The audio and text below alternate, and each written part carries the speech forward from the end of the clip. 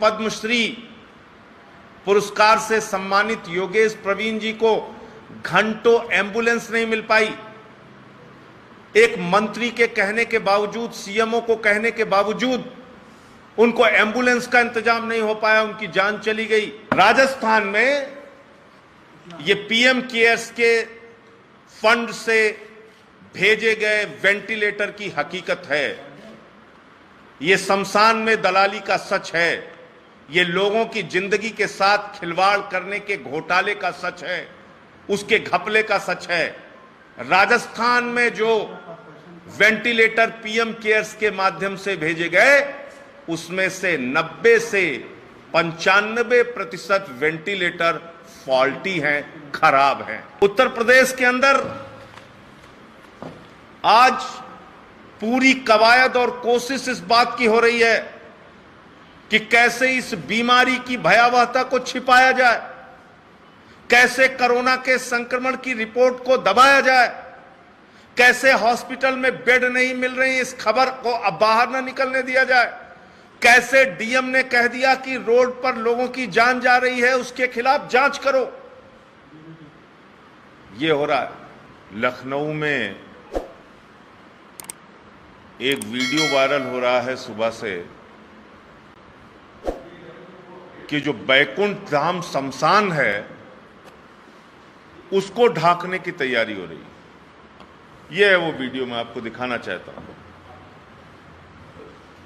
पूरी सरकार इस बात में लगी हुई है कि कैसे शमशान को ढका जाए।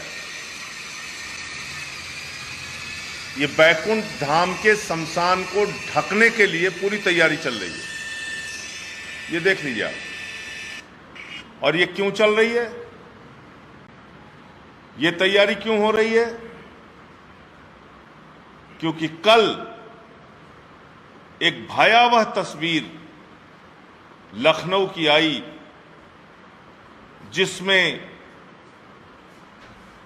लाशें बिछी हुई हैं, लाशें जल रही हैं बैकुंठ धाम पर। ऐसी भयावह तस्वीर आई जहां पर कि आप उस दृश्य को देख के बर्दाश्त नहीं कर सकते। आज हालत यह है, प्रदेश के कानून मंत्री जी को चिट्ठी लिखनी पड़ी।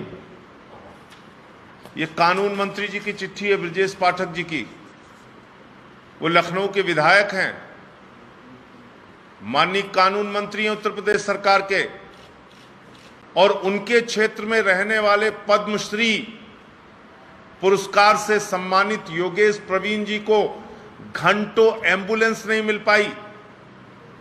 एक मंत्री के कहने के बावजूद, सीएमओ को कहने के बावजूद उनको एम्बुलेंस का इंतजाम नहीं हो पाया, उनकी जान चली गई। जिलाधिकारी लखनऊ का वीडियो वायरल हुआ जिसमें जिलाधिकारी ने साफ तौर पे कहा रोडों पे मौत हो रही है, रोडों पे लोग मर रहे हैं। और एक बहुत ही दुखदाई खबर आई, एक पूर्व जिला जज हैं रमेश चंद्रा जी, उनकी पत्नी 64 वर्षीय उनकी पत्नी, वो अपनी पत्नी के लिए, बेड के लिए रोते रहे, बिलखते रहे, चीखते रहे, एम्बुलेंस के लिए रोते रहे, इलाज के लिए रोते रहे, और उनकी पत्नी की मृत्यु हो गई। मृत्यु के बाद अपनी पत्नी की लाश को ले जाने के लिए एक पूर्व जिला जज गिड़गिड़ाता रहा कि एम्बुलेंस आ जाए, मेरी पत्नी की लाश तो लेते जाओ। यह हालत है लखनऊ की। लखनऊ के अंदर, उत्तर प्रदेश के अंदर आज पूरी कवायद और कोशिश इस बात की हो रही है कि कैसे इस बीमारी की भयावहता को छिपाया जाए, कैसे कोरोना के संक्रमण की रिपोर्ट को दबाया जाए, कैसे हॉस्पिटल में बेड नहीं मिल रही इस खबर को अब बाहर न निकलने दिया जाए, कैसे डीएम ने कह दिया कि रोड पर लोगों की जान जा रही है, उसके खिलाफ जांच करो। यह हो रहा है। लखनऊ के सांसद बगल के मोहनलालगंज के कौशल किशोर जी ने चिट्ठी लिखी। उन्होंने कहा कि लखनऊ की हालत चिंताजनक है, इस पे ध्यान दीजिए। आपकी पार्टी के नेता, आपकी पार्टी के लोग, आपकी पार्टी के जिम्मेदार मंत्री, सरकार के जिम्मेदार मंत्री चिट्ठी लिख रहे हैं सरकार को, उत्तर प्रदेश के मुख्यमंत्री को, उत्तर प्रदेश के मुख्यमंत्री से अपील कर रहे हैं। लेकिन इस भयावह स्थिति से निपटेंगे कैसे, इस कोरोना की महामारी से लड़ेंगे कैसे, इसकी चिंता किए बगैर 7,343 लोगों की रिपोर्ट एक फोन नंबर पे निगेटिव दे दी जा रही है। कल शमशान में लाशों के जलने की तस्वीरें आई, तो आज शमशान को ढकने के लिए सुबह से बड़ी बड़ी चादरें लेके पूरी टीम जुटा दी गई है। मैं उत्तर प्रदेश की भारतीय जनता पार्टी की सरकार से, आदित्यनाथ जी की सरकार से कहना चाहता हूं, अगर इतनी मेहनत आपने बेड का इंतजाम करने में की होती, अस्पताल बनाने में की होती, ऑक्सीजन और वेंटिलेटर के इंतजाम में की होती, तो शायद आज शमशान को छिपाने की जरूरत नहीं पड़ती आपको। लेकिन जब आपको कार्रवाई करनी थी, उस वक्त आपने क्या किया? आज उत्तर प्रदेश के मुख्यमंत्री कोरोना पॉजिटिव हैं, मेरी संवेदना है उनके प्रति। मैं ईश्वर से प्रार्थना करता हूं वो जल्द स्वस्थ हों और स्वस्थ होकर वो पुनः उत्तर प्रदेश की जनता की चिंता कर सकें और काम कर सकें। मैं उनके लिए प्रार्थना करता हूं। लेकिन मुख्यमंत्री जी, मैंने आपको चिताया था, मैंने आपसे अपील की थी, मैंने आपसे निवेदन किया था कि आप जिस पार्टी के अपने नेता के संपर्क में आए हैं, सुनील बंसल जी के संपर्क में आए हैं, उन्होंने ट्विटर पे जानकारी दी है कि उनको कोरोना पॉजिटिव हो गया है और उनके संपर्क में जितने भी लोग थे वो कोरोना के नियमों का पालन करें, यानी अपने आप को आइसोलेट कर लें। लेकिन तब मुख्यमंत्री जी आपने हम लोगों की बात नहीं सुनी, हमारे निवेदन को नहीं सुना। आपके स्वास्थ्य की चिंता भी आपने नहीं की, आपके अधिकारी जो आपके अगल बगल रहते हैं उनके स्वास्थ्य की चिंता भी आपने नहीं की। जिस हेलीकॉप्टर में आप गए उस क्रूज की चिंता नहीं की, उसमें काम करने वाले कर्मचारियों की चिंता नहीं की। जिस बंगाल की रैली में आप गए वहां के नेताओं की आपने चिंता नहीं की, वहां की जनता की चिंता आपने नहीं की। और अंत में क्या हुआ? आपकी भी रिपोर्ट कोरोना पॉजिटिव आ गई। तो मेरा आपसे निवेदन है मुख्यमंत्री जी, इस प्रकार की आपराधिक लापरवाही से बचिए और दूसरों के जीवन को भी बचाइए और खुद भी सुरक्षित रहिए, खुद भी स्वस्थ रहिए। मैं प्रार्थना करता हूं प्रभु से आप जल्दी स्वस्थ होकर आए। लेकिन इस प्रकार की परिस्थितियां और इस प्रकार की, अगर आज आप देखिए क्या हालत है, मैं आपको दिखा रहा हूं। ये कोरोना संक्रमित अधिकारी जो है वो चुनाव की ड्यूटी कर रहे हैं, और थोड़े बहुत नहीं, इनकी संख्या आप देखेंगे तो आप हैरान हो जाएंगे। लगभग 300 संक्रमित कर्मचारी हैं, लगभग 300 संक्रमित कर्मचारी चुनाव की ड्यूटी में हैं। तो ये आप कोरोना फैला रहे हैं या कोरोना रोक रहे हैं? कोरोना की रोकथाम के लिए कदम उठा रहे हैं या कोरोना को बढ़ाने के लिए कदम उठा रहे हैं? कोरोना को फैलाने के लिए कदम उठा रहे हैं, कोरोना का प्रसार करने के लिए कदम उठा रहे हैं। और अपनी हर लापरवाही पर, हर गुनाह पर, हर आपराधिक लापरवाही पे अगर सरकार ये सोचती है कि बार बार पर्दा डालने से काम चल जाएगा, तो इससे काम होने वाला नहीं। इससे लोगों का जीवन तो जा सकता है, हो सकता है कुछ दिनों के लिए आप इस महामारी को छिपा भी लें, लेकिन इससे मैं बहुत साफ तौर पे कहना चाहता हूं मुख्यमंत्री जी से और उत्तर प्रदेश की सरकार से, भाजपा के नेताओं से, कि ऐसा करने से आप उत्तर प्रदेश की जनता के जीवन को नहीं बचा पाएंगे, बल्कि आप उनके जीवन के साथ जानबूझकर खिलवाड़ कर रहे हैं। और कहीं ना कहीं पूरी की पूरी भारतीय जनता पार्टी ऊपर से लेकर नीचे तक इस देश की जनता के साथ, उनके जीवन के साथ खिलवाड़ कर रही है। हमारे देश के प्रधानमंत्री बहुत अच्छा उपदेश देते हैं, बहुत अच्छा भाषण देते हैं, लोगों को तमाम सलाह देते हैं, ऐसे ना करो, ऐसे ना करो, इससे घर से ना निकलो, बच के रहो, भीड़ में ना रहो, और अगले ही क्षण बंगाल के चुनाव की रैली में व्यस्त हो जाते हैं। देश के गृह मंत्री बड़ा बड़ा रोड शो कर रहे हैं बंगाल में, लोगों की चिता बिछी हुई है। प्रधानमंत्री और गृह मंत्री को चुनाव की चिंता सता रही है। एक तरफ चिता है, दूसरी तरफ चुनाव है, लेकिन चुनाव की चिंता है, लोगों की चिता की चिंता नहीं है, लोगों की जान की चिंता नहीं। पीएम केयर्स फंड बना था, आपको याद होगा, पता नहीं याद है कि भूल गए आप लोग। हजारों करोड़ रुपए उसमें इकट्ठा हुआ, बड़े बड़े पूंजीपतियों ने हजारों करोड़ रुपए उसमें दिया। उस वक्त इतने भी ऐसे भी आरोप लगे कि चीन की कंपनियों से पीएम केयर्स फंड में चंदा लिया गया, और उस पीएम केयर्स फंड के एडमिनिस्ट्रेशन को देखने का काम पीएमओ का ज्वाइंट सेक्रेटरी करता है, जो कि एक चैरिटेबल ट्रस्ट है। और मैं अपनी तरफ से कुछ नहीं कह रहा हूं, उनकी वेबसाइट पे आप चले जाइएगा, पीएम केयर्स की वेबसाइट पे।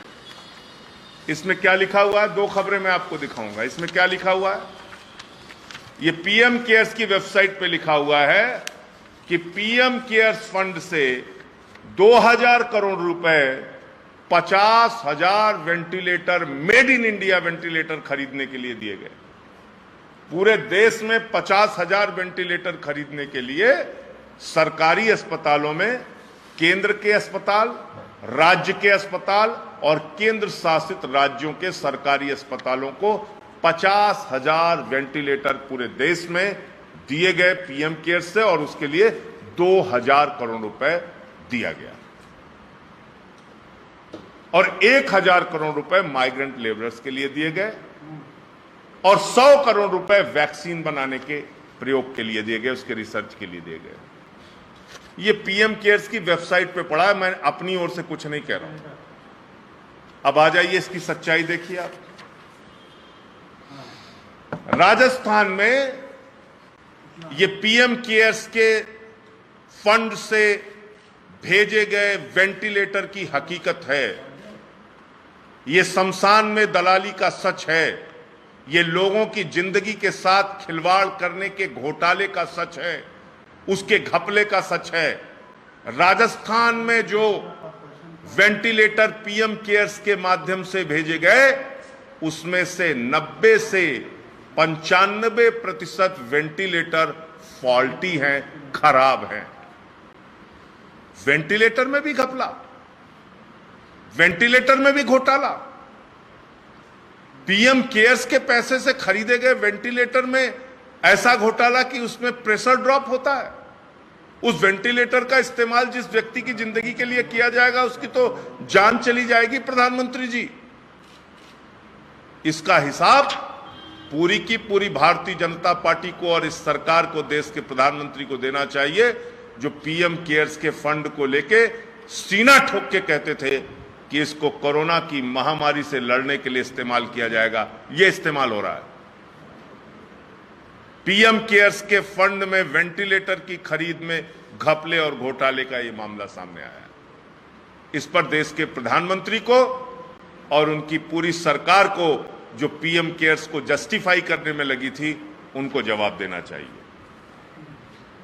और मैं अंत में सिर्फ इतना कहना चाहता हूं कि आज जो परिस्थितियां उत्तर प्रदेश में हैं, इसमें तत्काल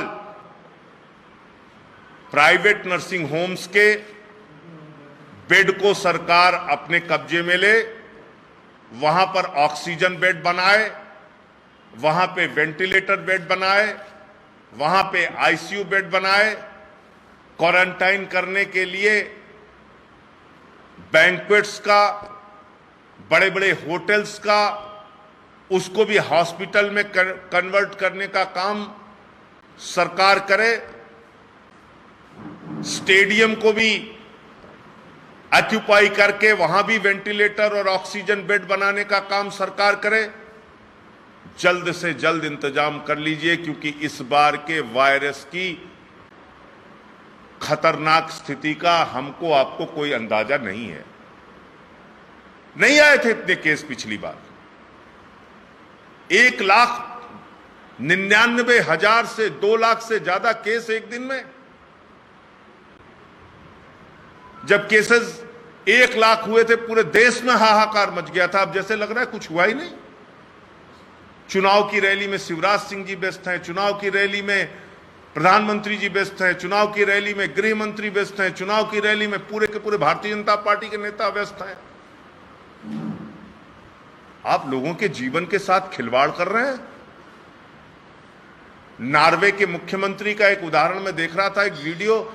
नॉर्वे की प्रधानमंत्री ने अपने बर्थडे की पार्टी में 10 की जगह 13 लोगों को बुला लिया। 1,75,000 रुपए भारतीय करेंसी के हिसाब से उनके ऊपर फाइन किया वहां की पुलिस ने। प्रधानमंत्री पे पुलिस ने फाइन किया और यह लिखा कि अगर किसी सामान्य व्यक्ति ने 10 व्यक्ति से ज्यादा के नियम को तोड़ा होता तो शायद एक बार हम उन्हें माफ कर देते, लेकिन देश की प्रधानमंत्री होते हुए भी आपने नियमों को तोड़ा, इसलिए आपके ऊपर यह फाइन किया जा रहा है। यह है रूल ऑफ लॉ, यह है देश का कानून जो सर्वोपरि है। लेकिन हमारे प्रधानमंत्री और गृह मंत्री जब खुद ही भीड़ इकट्ठा कर रहे हैं, कह रहे हैं लोग आओ इकट्ठा हो, कोरोना बांटो, तो आप क्या उम्मीद कर सकते हैं? कैसे लोग कोरोना से लड़ाई लड़ रहे हैं? कैसे इस महामारी में अपनी जिम्मेदारी का परिचय दे रहे हैं? आज किसी व्यक्ति ने बड़ा दुखी होकर मुझे मैसेज किया था कि हम लड़े ही कब अस्पतालों के लिए?